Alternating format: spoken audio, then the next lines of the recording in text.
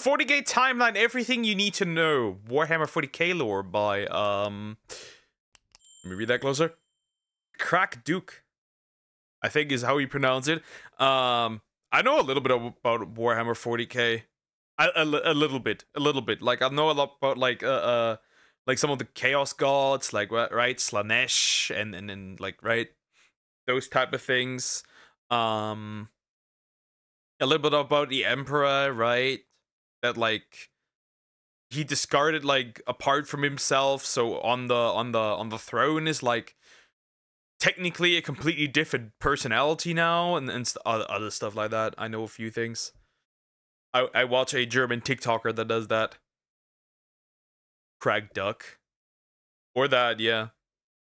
That is the name. Hi, Alexia. How you doing? Hope you're doing good. Hi, friend. KrakDuk, yeah. See your time to... Hey, no! Ugh! Friends, Warhammer is my favorite setting of all time. Duh. And I also think 40k is one of the greatest hobbies of all time. However, let's be honest, it's probably the most intimidating setting to get into, right behind the setting of any place with a cute girl to talk to. But luckily, you have me, for the Warhammer, not the girls. But I'm just a silly little guy who'll help you get your... I don't need girls. I have a girl. Who needs girls? Girls? I want to see men! Big, buff, strong, 40k men! foot in the door and explain all the basics that you need to know to get into the expansive lore of 40k. You're welcome. Also, if you're already familiar with the lore, you should still watch because that would just be really nice, thanks. Anyways, it all started much like our own universe with the Big Bang and birth of the universe. Mostly because it is our universe, just with magic space lizards and stuff. Speaking of, a long time ago in a galaxy that's this one, magic space lizards called the Old Ones roamed the galaxy and created new species and planted the seeds of life on planets as they traveled the cosmos. Around this time, another species called the Necrontyr was beginning to gain prominence as well, but this progress was slowed due to a little affliction they had called... Okay, the Necrons, yeah, I know of these as well. Super cancer caused because our crappy planet's dumbass sun is a deadly laser. But despite their woes, eventually the... No. The sun is a deadly laser. Not anymore, there's a blanket. These dudes did create spacecraft and interstellar travel. But it sucked ass compared to the old ones. But one day they did happen upon the old ones and were amazed by their incredible tech, unrivaled power, and vast wisdom. So, naturally, Make-A-Wish Kid, the race, as the old... Immortality, please! Immortality, please. Can I have 1 million subs, please? Anyways. old ones to help with their struggles. But, unlike John Cena, the old ones declined their wish. Which might seem mean, but also, the old ones either couldn't help since the Necrontyr had some form of magic space cancer that was inherently tied to their species, or... Magic space cancer. Magic space cancer. We'll take that. Sounds nice. Immortality, please. Yeah, exactly. Exactly, with the fingers. They didn't want to help because the Necrontyr were an evil-ass warmongering species of jerks, so giving them immortality may not have been the best idea from a species that values all life. Anyways, the Necrontyr obviously didn't like this and... What a joke! Necron tears. I like this guy. This guy's funny. Thus began the War in Heaven. Which is a topic in and of itself, but long story short, the Necrontyr found some star gods even older than the old ones, old ones if you will, made them bodies to talk to, allied with them since they promised the Necrontyr immortality. Yippee! Then they made the Necrontyr into soulless robot slaves. Not yippee, but also gave them the power to actually fight the old ones without getting instantly crushed. Yippee! And the Necrons and the... Yippee! Oh, so that's how the Necrons were created. Interesting. Not gonna lie, I think they look pretty cool, the Necrons. I think they look pretty cool. If I don't have the money to get into, Warhammer 40k, right? Like painting the figurines and stuff, like that kind of stuff. I don't have that money. If I had it, I would. to be fair. The old ones had the craziest, most insane war in the galaxy ever. I know you've seen images like this and went, oh yeah, wow, that's pretty crazy insano. Well, the war in heaven makes that look like two babies fighting over a cookie. The old ones made species to aid their war effort, most notably being the psychic Eldar and the powerful Krorks. And they seemed to be winning until some funny guys called the Enslavers started killing everyone. You see, in Warhammer, there's this little thing called the Warp, which is essentially a mirror dimension to real space, and in the time of the old ones, it was unpredictable and potentially treacherous, but like in the way the ocean is. It wasn't evil or malicious, it just had choppy waters and the occasional tsunami or something. But since the Warp mirrors the galaxy's emotions and feelings, a literal galaxy-spanning war of divine proportions started to make the Warp actually evil and malicious, to the point that it gave birth to some evil-ass monsters. So now your ocean has sea monsters, and some of those sea monsters have legs and will come into your galaxy and eat you. This upset allowed the Catan and the Necrons to gain the upper hand and exterminate the old ones, finally winning the War in Heaven! The War in Heaven, to fighting babies over a cookie. I didn't see a movie yet, sounds good enough. Spin-off of The Boss Baby. Yeah, interesting, okay. Old one's gone. Necrons and the other guys still there. Occasional tsunami, yippee! It's just an average day on an island, essentially. And all it costed was their souls, free will, and all the pleasures of life. Then, sometime after the War in Heaven, the leader of the Necrons, Zarek the Silent King, led a rebellion and shattered the Catan into shards, which the Necrons promptly enslaved and used in their super weapons. But after defeating two god species, the Necrons were a bit tuckered. They have no chill.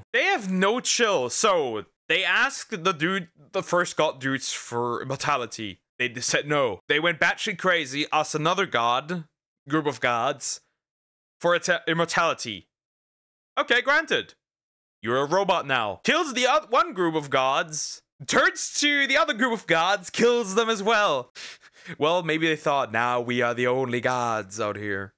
Go to a club, they have 40k games. Me and homies go there once a week. Interesting. Out, and the old one's new species were beginning to get scary. So, the Silent King relinquished his control of the species and initiated the Great Sleep as his last order before leaving the galaxy for some possibly literal soul-searching. The Great Sleep was enacted so that the Necrons could sleep past the era of the Eldar. The Eldar Dominion. Stupid elves fucked themselves to death. What? Pause! What do you mean fuck themselves to death? Imperium of Man, Tyranids, Tau, Chaos, Lovotan, etc. Imperium of Man, Tyranids, Tau, Chaos, Lovotan, etc. Well, that didn't go quite so well. That is interesting. What happened in fantasy if you kill a god? What they do with the void of his position? Do you, as a god killer, become the new god? Well, in Xenoblade Chronicles, they essentially did that, right? Though he rejects godhood and says the world with no gods. So there's that. I guess you would just create could become the god and just create a world with no gods, technically. Blossoming new species peaks, recover their strength, and then exterminate them later to reclaim the galaxy once again. So, with the Necrons sleeping, just like how there are a ton of AK-47s lying around after the USSR died, there are a bunch of Eldar laying around after the old ones died. Except, these AK-47s had feelings. A lot of feelings. And also, genitals. The Eldar gained dominion of the galaxy, culled the warlike Krorks, and created the greatest empire the galaxy has ever seen. Then, fast forward approximately 60 million years, and a little species of primate evolved on a little blue planet called Earth. For this section, read this book or The Osborne Book of World History. Be like, did other aliens also in this universe come to Earth and be like, hello, monkey? Any similar one for relevant lore on them. But I also heard that Warhammer 40k has some sort of cat girls, by the way. That is what I've heard. They're technically classified as human, but not really. That is at least what I've heard. I don't know. A few thousand years after that lore book, humanity developed space travel and began to colonize the solar system. Then, the humans develop even better space travel and leaves the solar system to colonize the galaxy, bringing on a new era of incredible scientific and technological progress retroactively called the Dark Age of Technology. This was the pinnacle of humanity and was an era defined by prosperity and progress as humanity began their journey to control the stars. The most notable human inventions of this time were the AI Men of Iron, unparalleled genetic editing techniques, and warp travel. Okay, what happened? What happened? Aunt MILF nuns. That's hilarious. In this era, the Dark Age of Technology humans were masters of gene editing and created subspecies, notably the navigators and squats. With the navigator gene, warp travel was invented as a form of faster-than-light travel. Warp travel is achieved by tearing a hole in reality to enter the warp. This is useful because, in the warp, there is no regular flow of time or space, so you can essentially skip across a galaxy with skilled navigators. The warp will be important again, so keep it in mind. But all good things come to an end, and across the galaxy in the Eldar Empire, having long reached their societal peak with no struggles, the aforementioned extreme feelings and genitals started to become an issue as they started a near species-wide age of decadence and degeneracy. Since the Eldar have such intense emotions, okay, let me clarify this. What he's gonna do, what I think is gonna happen. They fucked so much that the warp became unstable. Is that what you are referring to? They fucked so much the warp became unstable. Their actions and powerful feelings began to negatively affect the warp. So, the warp was beginning to get evil and wacko again, and part of this was a huge psychic awakening among the galaxy species, most notably humanity. At first, this was cool wizard shit, but eventually it became problematic as the Eldar continued to mess up the warp, and demonic incursions began to plague humanity, and psychic wars destroyed many great civilizations. Yeah, but now you have a bunch of you have a demon harem. I see no issue with this. And to make matters even worse, humanity's advanced AI Men of Iron began a revolt. Unlike our world, where AI is mostly just garbage slop content, companies cheaping out, and pathetic products for losers. Seriously, who the fuck needs an AI girlfriend? Get a life, dude. Get a life, dude. I saw this ad the other day. And seriously, who the fuck needs a fake AI video of them vandalizing their ex's car? It's incredibly embarrassing. Eat a donut and have a cry like a normal person. Generative AI sucks ass. But with the bad behavior of artists in the future. Well, sorry to tell you that. Generative AI will be used. Because artists are not developing. They fucked the universe. Literally. Bro. Dude.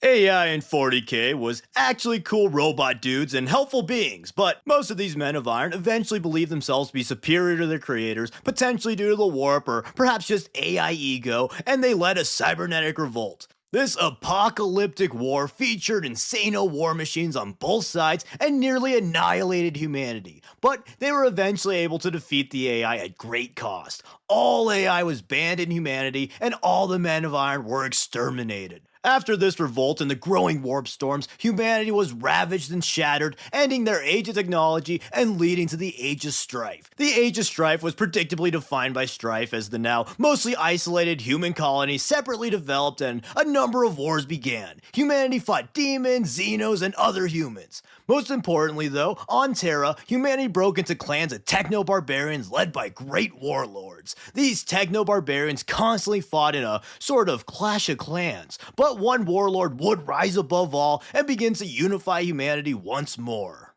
A little guy known as the Emperor. The little guy known as the Emperor.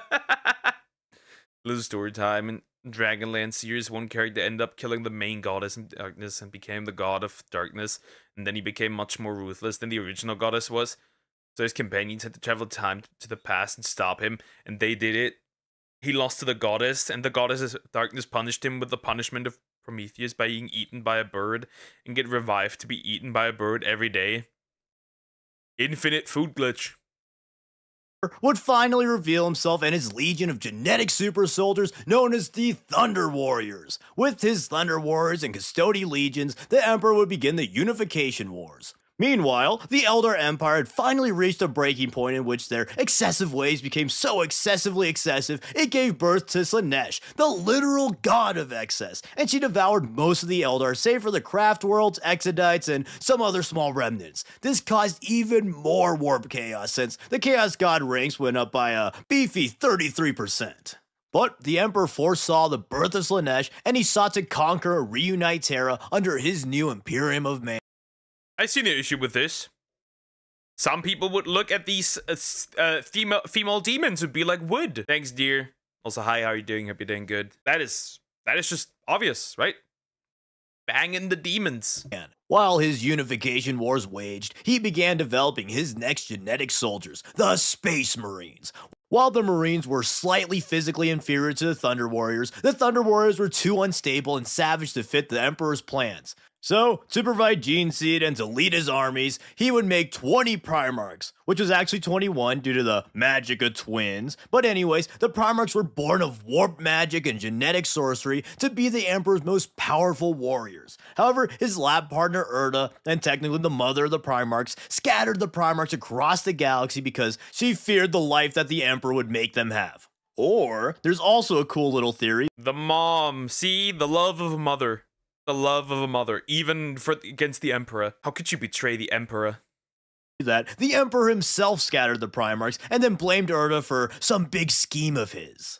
Luckily for him, though, even with the Primarchs scattered, the Emperor was still able to develop the Astartes. But without them, there were some legions that developed gene seed mutations and other weird things. But anyways, about a century after making the Space Marines, he had the Custodes and Space Marine 1st Legion eliminate the Thunder Warriors. Most notably out Mount Ararat, and later the Palace Coup, marking the end of the Unification Wars as he now had dominion of Terra.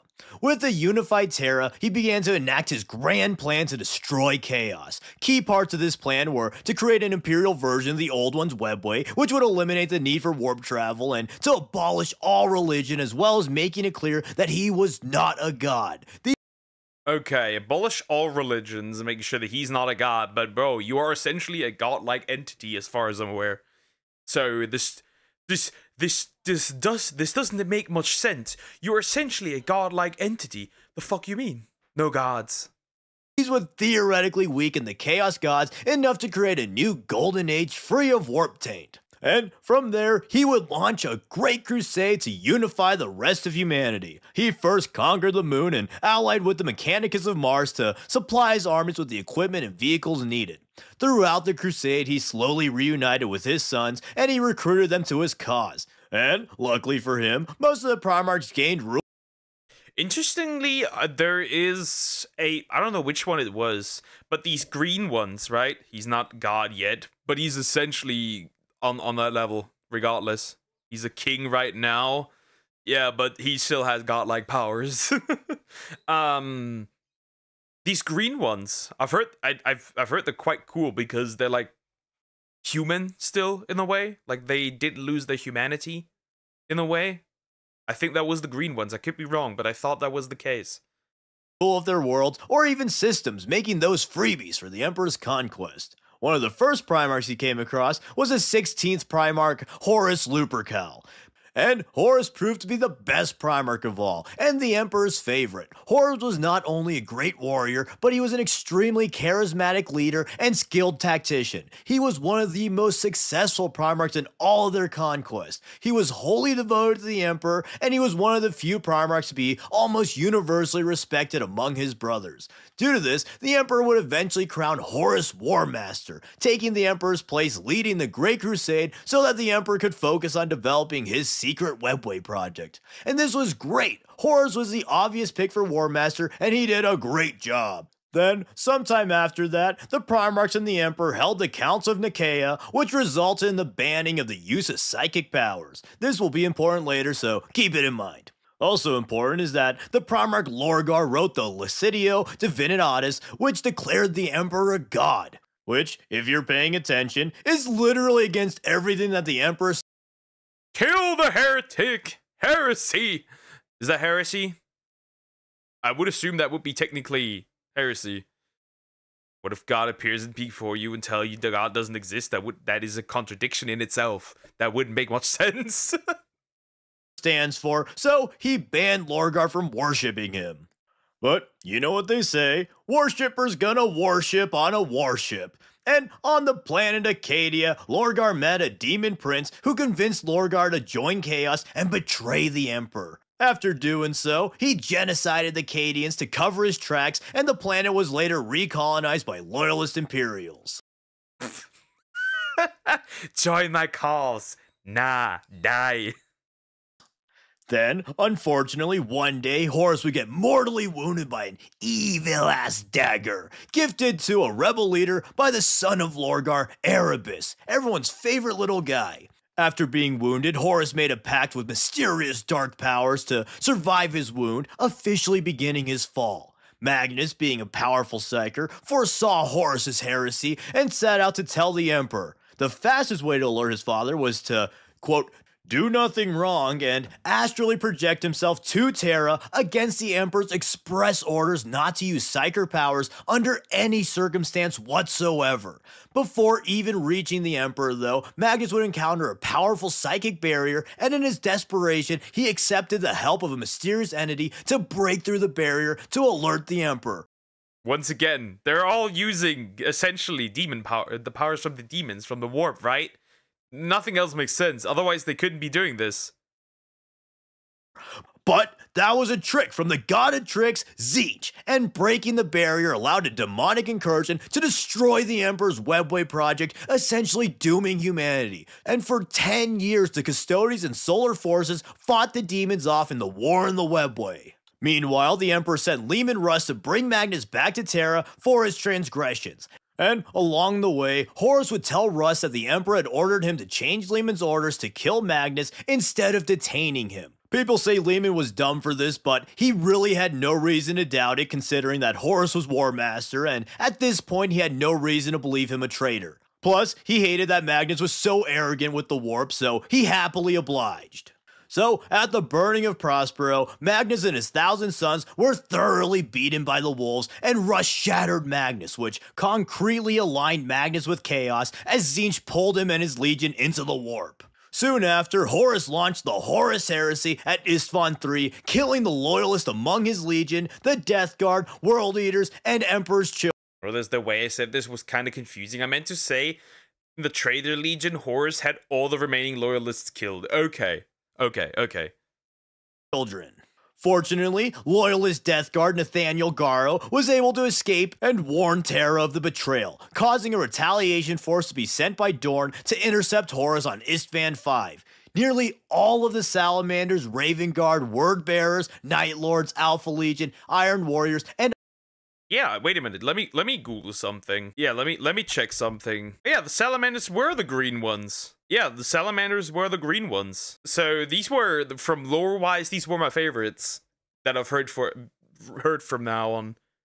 Iron Hands were sent to the planet. After some fierce fighting, the Word Bearers, Night Lords, Alpha Legion, and Iron Warriors revealed that they too were traitors and ambushed the 3 loyalist legions, killing Ferrus Manus and nearly wiping out all 3 of the legions. This was crucial to Horus's efforts as the loyalist forces were essentially down 3 legions, and when he was War Master, Horus also diverted the best gear and resources to his allied traitors. This meant that the smaller traitor force was able to even the odds and gained valuable allies like half of the Mechanicus to wage war on the Imperium. So then, the Horus Heresy happened. Lots of Space Marine battles and Primarch drama, yada yada. This all culminated in the fateful Siege of Terra. As the Terran forces clashed with the Traitor Legion and Demon Hordes, the Emperor, Dorn, and Sanguinius teleported onto Horus's flagship to kill him once and for all. Here, Sanguinius was brutally killed by Horus, and the Emperor dueled his son. Horus had the power of all 4 Chaos Gods coursing through his veins, and he mortally wounded the Emperor. But the Emperor blasted Horus with a giant psychic attack. Okay, and then the Emperor had to go on that weird throne, right? If I remember correctly. Taking a little break. Keep enjoying. I'll take care, Cricket. That deleted his soul and earned the Imperium a Pyrrhic victory.